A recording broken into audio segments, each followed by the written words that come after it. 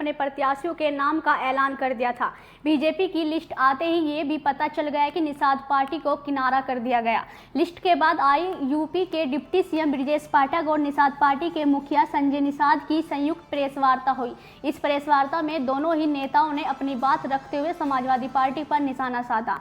संजय निषाद ने कहा कि खुले मन से भाजपा प्रत्याशी का समर्थन कर रहे हैं। निषाद पार्टी के नेता कार्यकर्ता जीत के लिए लगे हैं। भाजपा का हम पूरी तरह समर्थन करते हैं। क्या कुछ कहा चाहिए। और हम त्रेता में भगवान राम के साथ निषाद राज भी आए थे रावण पर जीत के लिए। दुख देने वाली सरकारों को हटाने के लिए हम लोगों ने पार्टी बनाई है। तब से दुख देने वाली सरकारें चाहे केंद्र में और राज्य में हमने हटाया है। फिर से दोबारा वो आ न जाए, क्योंकि यहाँ भारत में हमारी आबादी लगभग 18% है। जो मुगलों और अंग्रेजों को हटाने में तो पूरे लंबा समय लगा, उन्होंने ऐसे ऐसे कानून बनाए जिसे हो गए। फिर से वो विदेशी शक्तियां फिर भारत को अस्थिर करने में, फिर अर्थव्यवस्था को चौपट करने में लगी हुई हैं। उत्तर प्रदेश में अस्थिरता चाहती हैं, तो हम चाहते हैं कि जिस तरीके से कांग्रेस ने समाजवादी पार्टी को जीत के लिए सीट छोड़ दिया है और जीत के लिए समर्थन किया है, उसी तरीके से वह बड़ी पार्टी है, छोटे पार्टी को अगर कर सकती है तो हम एक छोटे भाई के रूप में भारतीय जनता पार्टी को जीत के लिए मैंने समर्थन कर दिया कि मैं हर 2 सीटों पर जहां चुनाव हो रहे हैं हमारे कार्यकर्ता जाकर एक एक वोट निषाद पार्टी का जो भी है समर्थक, हमारे निषाद समुदाय, मछुआ, केवट, मल्ला, बिंद, कश्यप, कहार, धीवर, रैकवार, बाथम, तुरैया, जो खरवार, बेलार, खरोट, कोली, ये जो सभी जातियां रही हैं, रैकवार रहे, बाथम है, ये सारी जातियों को जो पिछली सरकारों ने कह दे जो मछली मारे वही मछुआरा है। फिर मैंने योगी जी कहा नहीं है, ऐसा नहीं है। भारत के संविधान में, उत्तर प्रदेश के संविधान में लिखा है कि नहीं कि ये जो जातियां हैं ये मछुआरे हैं। और ये ऑलरेडी गजट दिल्ली के गजट में अनुसूचित जाति की सूची में है, लेकिन उत्तर प्रदेश में कुछ बेईमान लोग आए, इस संविधान में गलत करके उत्तर प्रदेश के गजट में इन्हें पिछड़ी डाल दिया। इसलिए वो अन्याय हो गया, जिसके वजह से ये विकास की तरह से कोसों दूर है। न्याय देने के लिए भारतीय जनता पार्टी तैयार हो गई है।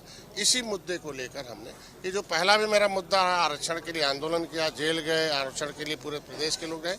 आज खुले मन से भारतीय जनता पार्टी ने, माननीय गृह मंत्री जी, माननीय राष्ट्रीय अध्यक्ष बैठे थे कि दीपावली बाद हम लोग बैठेंगे, खुले मन से निषादों की जो समस्या है आरक्षण की, उसकी विसंगति को दूर करेंगे और आगे कार्यकर्ताओं का भी ध्यान रखा जाए। विपक्ष कह रहा है कि लगातार कह रहा है कि कहीं न कहीं फूट दिखाई दे रही है जो एनडीए गठबंधन।